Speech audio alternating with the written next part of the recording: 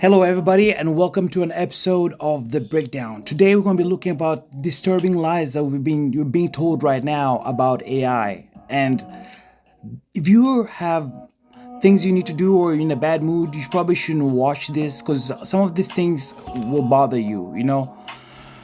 So at the end of this video, I'll help explain what we can do to not be damaged by the cataclysm that is coming our way. But before we even do that, we need to understand that these things will be used in war. Like the United States government and the Chinese government, as well as the rest of the world, they're competing to see who's going to get the first AGI, which is artificial general intelligence. We haven't reached that yet. That is at a point where computers are smarter than human beings, not just in language, but in multiple aspects. So we're headed towards that, and China are competing. China, United States, and all of these countries are competing for that. But we have to understand that this will come at an enormous cost.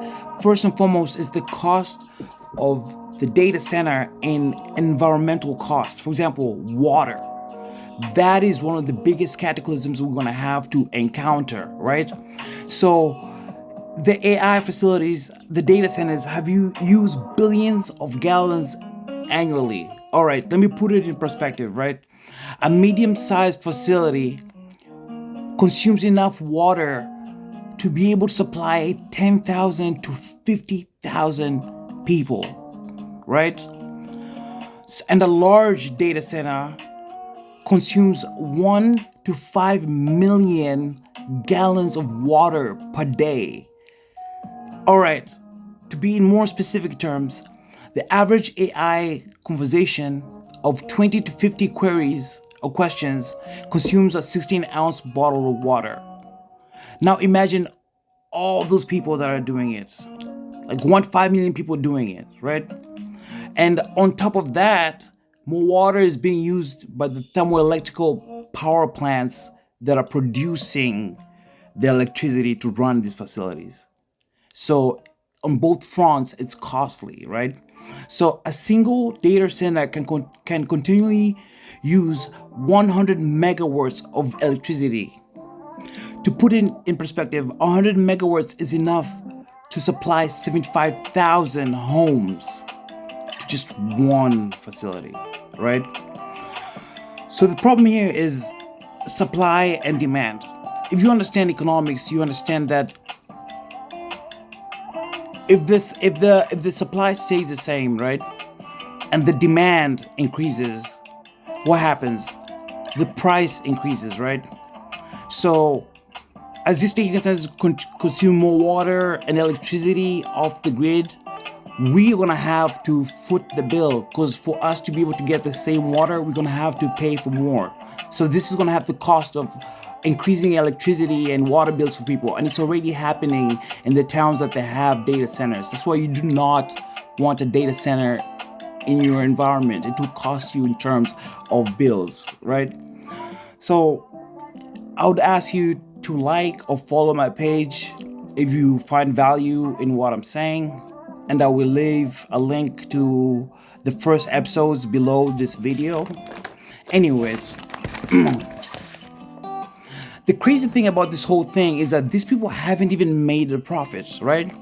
Despite global corporate investments of $1.6 trillion since 2013.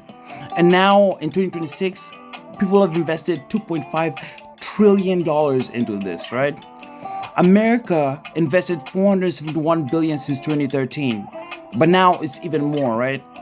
China invested $119 billion since then, and the UK $28 billion. So OpenAI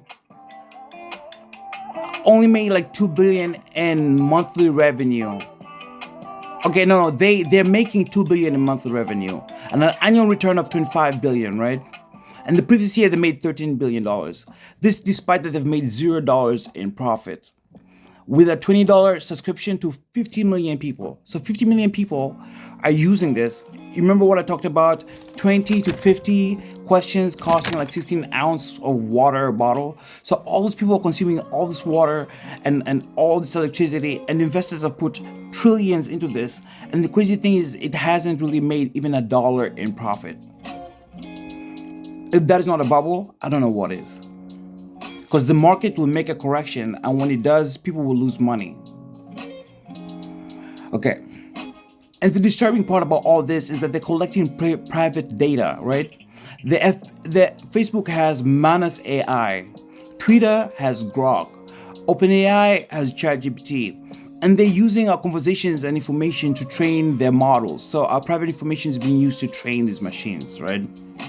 So this is in violation of not only of people's privacy, but also in violation of all the copyright information of books and such that they've used that they do not have a right to, because the people that wrote those books and created the material haven't been paid for their data being utilized.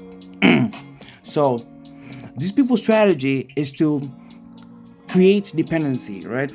If you have a computer that can just make you apps, if you have a computer that can do the writing for you, do all those things, we're gonna lose like our literacy skills, right?